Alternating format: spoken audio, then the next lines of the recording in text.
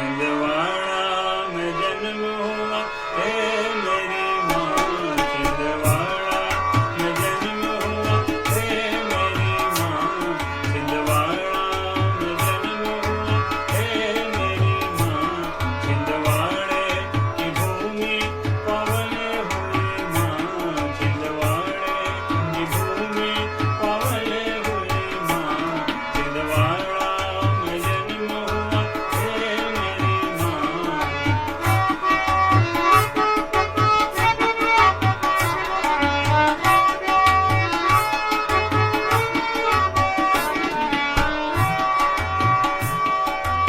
इक्कीस मार्च को अवतरित हुई थी, 21 मार्च को अवतरित हुई थी, 5 मई 70 को ब्रह्मरंध्र खोली थी, 5 मई 70 को ब्रह्मरंध्र खोली थी, सूरज भी धन्य हुआ, चंदा भी धन्य हुआ, सूरज भी धन्य हुआ, चंदा भी धन्य हुआ, और हुई धन्य धरती माँ, छिंदवाड़ा में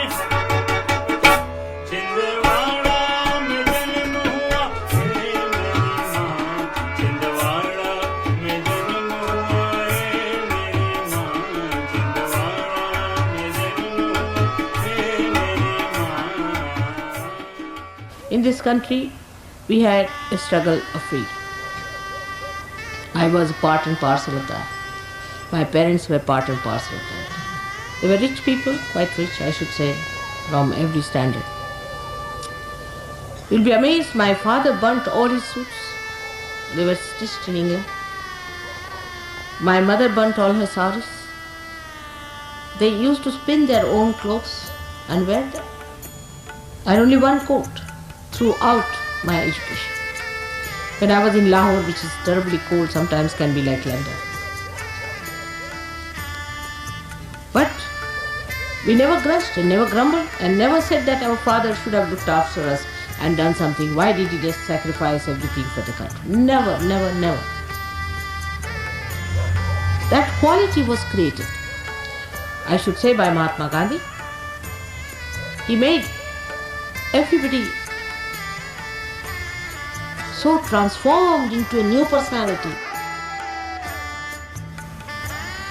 All the money that we have, everything that we have, all conveniences, all housing, everything was given, not only by my father, but so many of them.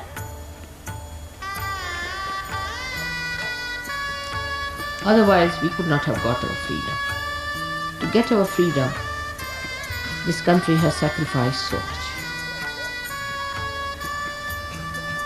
I must say Gandhiji had a special charm. I don't know how he managed. He was like touch of Midas, touched anybody, he became transformed.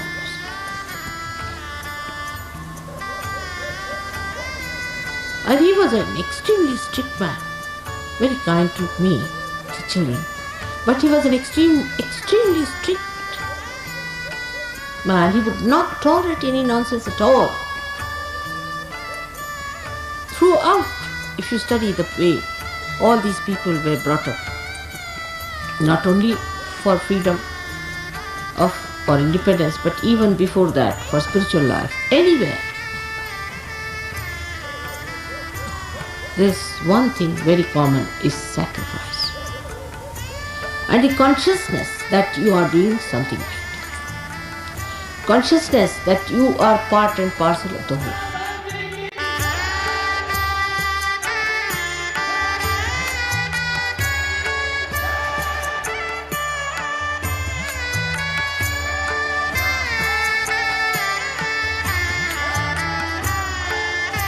I've seen it with my own eyes. Such people in this country, whom you may call legendary, but I've seen it. Thousands of people were killed and butchered. Children died. Nobody shed tears. Nobody shed tears. Now, after that, we are here to get our freedom. To get the freedom for our spirit.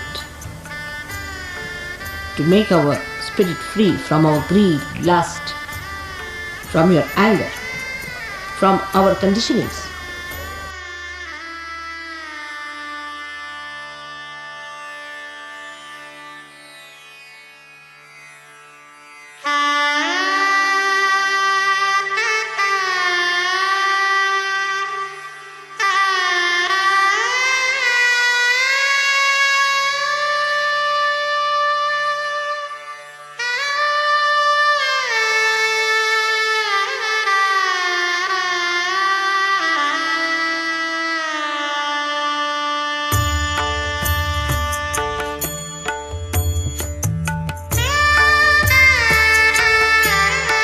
Sir CP Srivastava ने भारतीय प्रशासकीय सेवा में IAS अधिकारी के रूप में अपने नौकरी की शुरुआत की।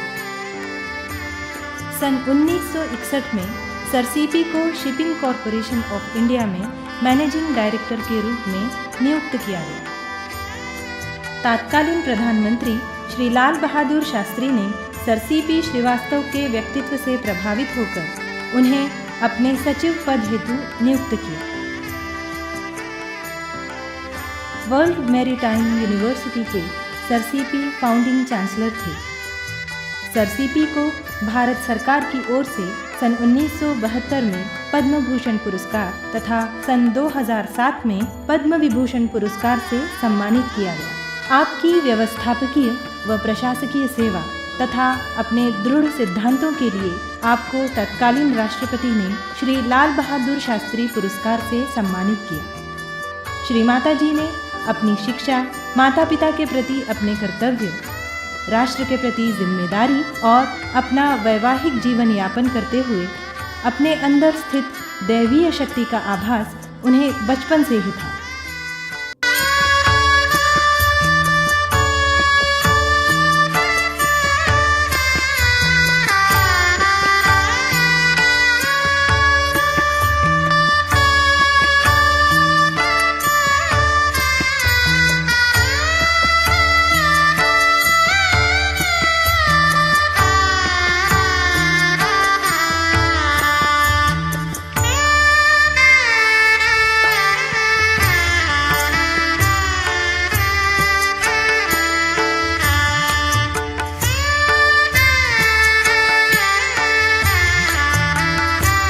मई 1970 को भोर के समय एक आश्चर्यजनक घटना घटी। गुजरात के नारगोल नामक शहर के समुद्र के किनारे गहन ध्यान में अपने अंदर दैवीय शक्ति की अनुभूति कर अपनी कुंडलिनी शक्ति को जागृत होते हुए उन्होंने देखा। उसी समय उन्होंने जाना कि मानव की कुंडलिनी शक्ति के जागरण से मानव का कल्याण हो सकता है।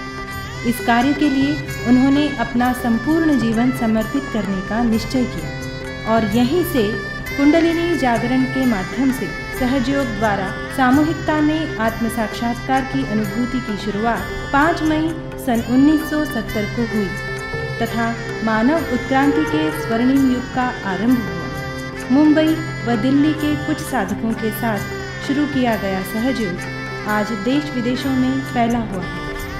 भारत के साथ अमेरिका, इंग्लैंड, रूस, Holland, New Zealand, Australia, Iran, Iraq, तुर्किस्तान, पोलैंड, तेहरान, इटली, चीन ऐसे 160 से अधिक देशों में सहयोग आत्मसात किया जा रहा है।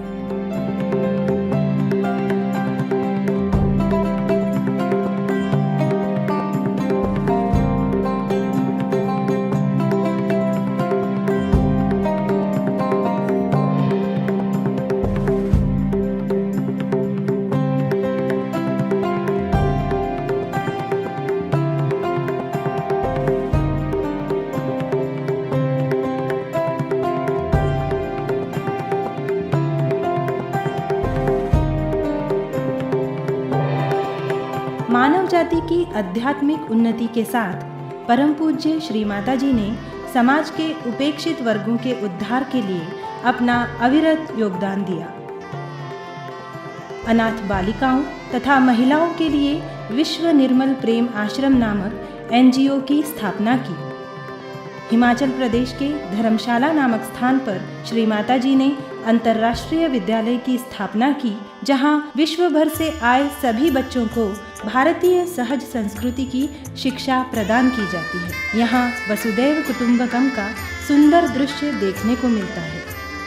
बेलापुर CBD में सहजयोग चिकित्सालय चलाया जाता है, जहां चैतन्य लहरी व सहजयोग पद्धति द्वारा रोगों का उपचार किया जाता है। उसी प्रकार भारतीय सहज संगीत की शिक्षा के लिए श्री माता जी ने वैतरणा में PK साळवे कला प्रतिष्ठान की स्थापना की। श्री माता जी के इस अमूल्य कार्य के लिए उन्हें देश विदेशों से कई सम्मान व पुरस्कार प्राप्त हुए। 15 अक्टूबर का दिन फिलाडेल्फिया में श्री माता जी निर्मला देवी दिवस के रूप में मनाया जाता है तथा 10 सितंबर को यही दिन सिनसिनाटी में भी मनाया जाता है। श्री माता जी को बीजिंग में 1995 के जागतिक महिला परिषद में विशेष अतिथि के रूप में संबोधन के लिए आमंत्रित किया गया। रूसी सरकार ने सहयोग को एक वैज्ञानिक मार्ग के रूप में मान्यता दी। 2001 में श्री माता जी को मानव रत्न पुरस्कार से सम्मानित किया गया। 2008 में पुणे महानगरपालिका की ओर से श्री माता जी को सम्माननीय मानपत्र प्रदान किया गया। ऐसे कई पुरस्कार व सम्मान श्री माता जी को प्राप्त हुए। हमारे लिए सहजयोग को जानना तथा अभी आत्म साक्षात्कार प्राप्त करना यह एक बहुत ही महत्व की बात है।